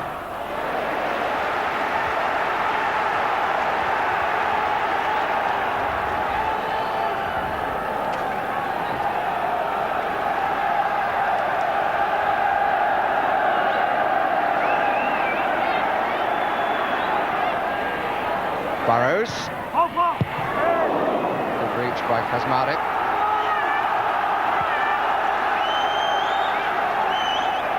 So it's an understandable substitution, bringing on another defender for an attacker. And thought that the penalty competition may be uppermost in the minds of the French. To hang on to this position. Having to play with 10 men. With 10 men.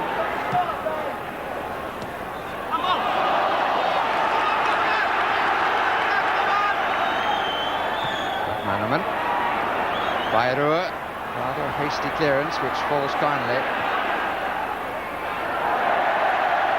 Mazzolini, the substitute's come on and is going to take over Darras's job of marking Walters, and they'll sort of sacrifice the extra player up front and trying to get to full time at this moment, and then think about how to cope with the extra time with a man short, which gradually as the minutes tick away might begin to tell. And 11 minutes after 90. Plus a further 30. Well, they've got 2 up at the moment.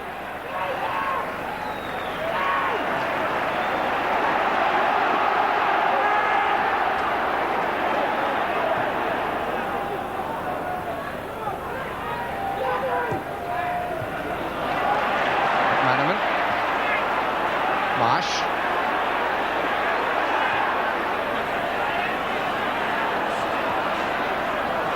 Bayrou. Houghton made it his at some cost to himself. This is Dutuel. Good put out by Ablett.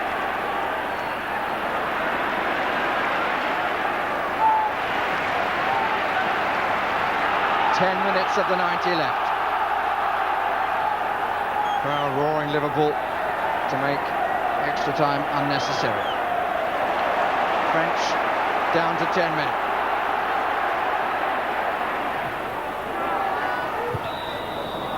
A little push by Rush. And quite a lot of that from him this evening.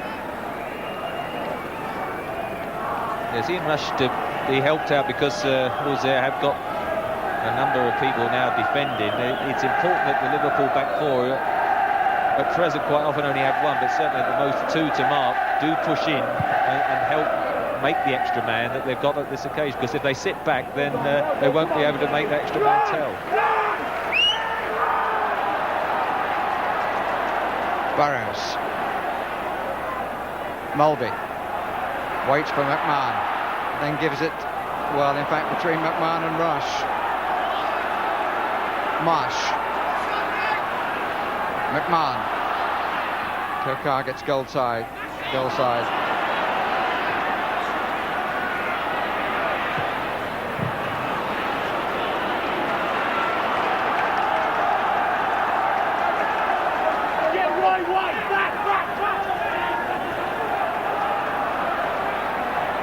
Melby. What a fine ball to Barres. Four in the area.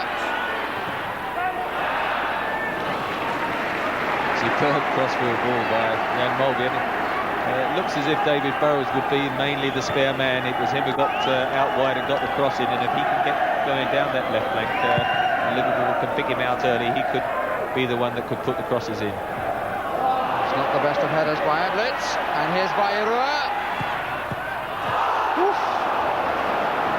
Turner, who turned it wide of the near post. Heart-stopping moment there, one immediately after the other. Yeah, I think we all missed a flutter there just for a moment.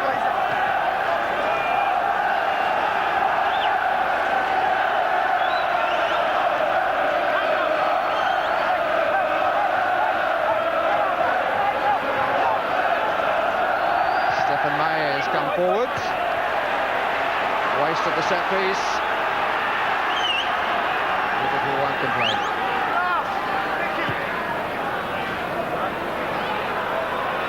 Marsh wants to take it. No, he doesn't. Rush down the middle.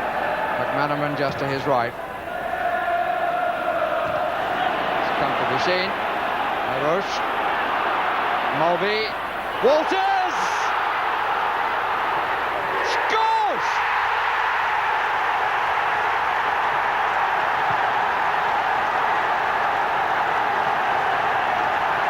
And that really all came from the interception by Roche. He suddenly was missing from the middle, and how quickly Walters pounced to put Liverpool in front for the first time. Goalkeeper did all he could. Just got a nick off the far post. They were chasing back. Walters looked, struck, scored. Well, a marvellous moment for Mark Walters, and it was Jan Molby who intercepted the ball, played it through, and just got clear a yard or two once he was away. I thought for a minute his second touch had taken it a little bit wide, but he picked the only spot he could have put it in past the goalkeeper, nestled in the corner, and now they've just got a few nervous minutes, and I should think that clock is going to take a long time before it ends up at 90. Well, Trevor, I remember a fortnight ago you took slight issue with me for saying that Walters had promised without quite delivering. Well, he was waiting for his moment, and he took that so well. I think he had total confidence that he was going to score. I also think it's true to say that it wasn't quite as close to the post as I thought. Dutuel. Roche. Intercepted well, but it was so quickly seized upon by Molby, and the pace of Walters had the finish as well. 5 minutes left. And for Liverpool, it's a question just of not making any mistakes, because to remind you again, if Giroux's side were to equalise now, it would be good enough to take them through on the away goal. So it's going to be tension-filled to the finish. And it's easy sitting up here when you've only got a few minutes to defend. I think it's important though, Liverpool, they've got the extra men, don't sit back and just play outside, push forward, and I think if you can keep the ball in the opponent's half, then you're going to be safe.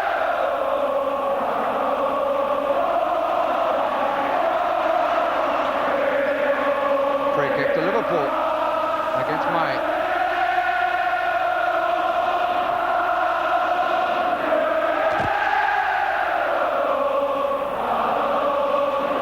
Well, it's a familiar sight and a familiar sound, but it's not been this season seen or heard quite as often as in years gone by. But on this particular night, the inexperienced Liverpool side have lived up to their heritage. And indeed have surpassed more famous names by coming back from 2 goals behind, a 2-goal deficit.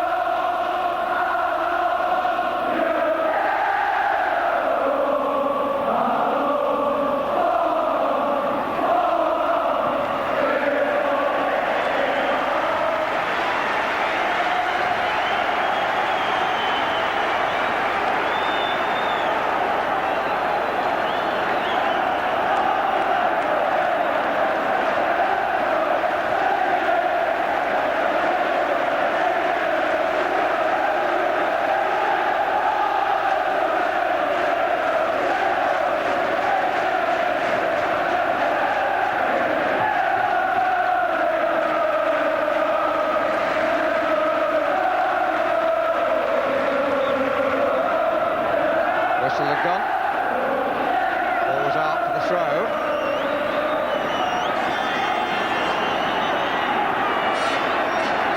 This time I read the referee correctly.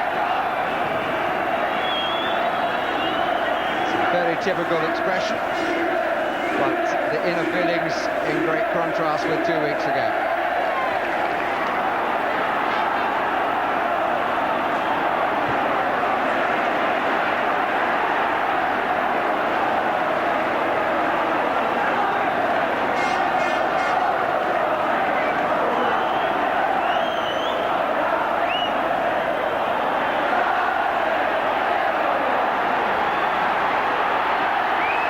Auxerre on this side, offside. We're inside the last 2 minutes. Auxerre can't quite believe it. And I have to say I have some sympathy with the French. Things just haven't gone their way at all. And I think the sending off was extremely harsh. Yeah, I totally agree with certainly the sending off was harsh. A little bit of fortune with the penalty, but I think at the end of that first leg 2 weeks ago, I wouldn't have envisaged a 3-0 scoreline at this stage. So I think if they can hang on, the Liverpool side deserve all the plaudits. They've had a difficult spell, and when you have a night like this, you've just got to sit back and enjoy it. Rush. 2 against 2. Wouldn't have gone in from McManaman.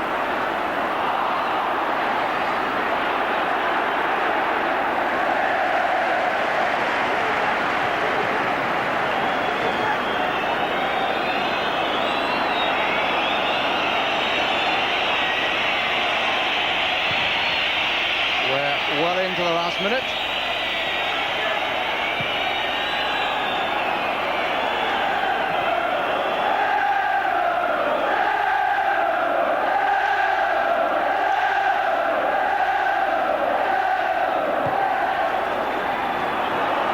Walters.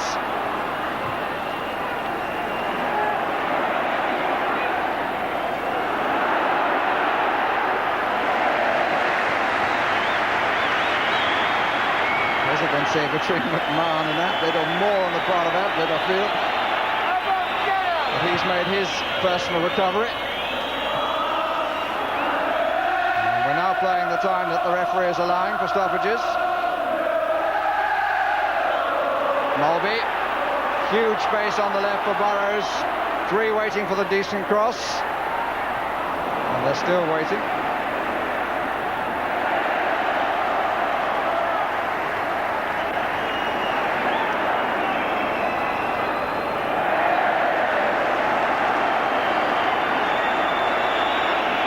One look at the watch from the Portuguese referee. He's got plenty of encouragement to blow the whistle.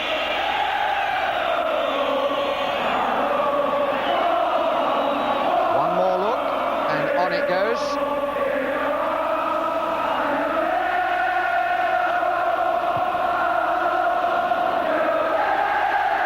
Well, the last time Liverpool came back against the French side from then a 1-goal deficit to Saint-Etienne, they went on to win the European Cup. Their name has twice been on the UEFA Cup, in 73 and 76. What will this victory do to Graham Souness's side?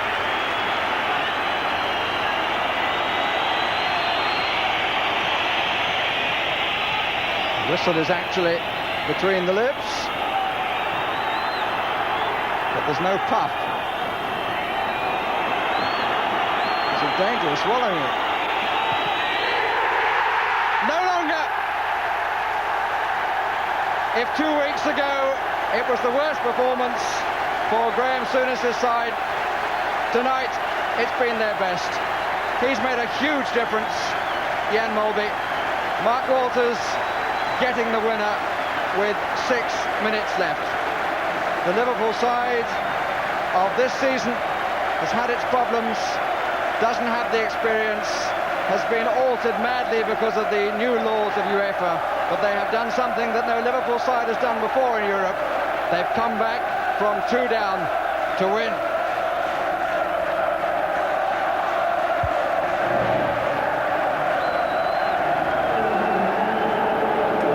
Well, nothing much has gone right for Graham Souness since he came here as manager, but it's gone right tonight. Wonderful pictures and a wonderful night to be at Anfield, and we're delighted that you've been here with us too. Well, we thought it was impossible. It looked impossible, Jimmy, and they've done it. A little bit of luck, but... Yeah, I mean, as I said before the game started, looking at the team sheet with those youngsters in, you know, and the troubles they've had, you would say it's impossible to turn the game round. But they deserve every credit. The luck did go their way, and we shall hear now from Graham Souness, Des. Just they exactly played remarkably well. What On the night they played remarkably. They had a mountain to climb, and they've overcome it, and they deserve to go through. And the fans played no small part, and he probably had his best match for Liverpool. Best game I've seen him play for Liverpool. All right, let's hear from Graham. Graham, a famous Liverpool performance. A famous Liverpool performance, Graham. I don't think it was a classic in terms of, you know, what Liverpool are famous for, but it was Liverpool grit and determination out there tonight. You called for it, and here's Mark Walters joining you. A great signing. He's tonight. Not always, but he is tonight. No, he's a good man. He's a good man. He gives 100%, and you can't ask for any more than that. That surely was the most important finish you've ever had to go through. Without doubt, yeah, the boys were tremendous. We've had a lot of flack over the last few weeks, and it was great the way the boys responded. Graham, the Liverpool crowd played their part tonight too. They did. We'd said before the game, you know, we wanted them to turn up because our crowd are special. When they get behind us like that, there's nobody better than them. They responded tonight, and all credit to them. Our players responded tonight. We have a young team, an inexperienced team in football, and especially in European football. And they needed the confidence. They needed to know that the crowd were with them tonight, and they certainly were. And all credit to them. They won it as much as we did tonight. Congratulations to everyone at Anfield. Thanks very much. Thank you. Thanks. Come again. Yeah. Well, it's been a smashing night. I think Jimmy Hill's lucky suit played no small part in this evening's proceedings, and it was a great pleasure to be here. Thanks, Jimmy. Thanks, Alan. Glad you stayed with us. 3-2 Liverpool are into the draw on Friday, and of course next Wednesday we'll have England against Poland and Sports Night as well. We'll see you then. Bye-bye.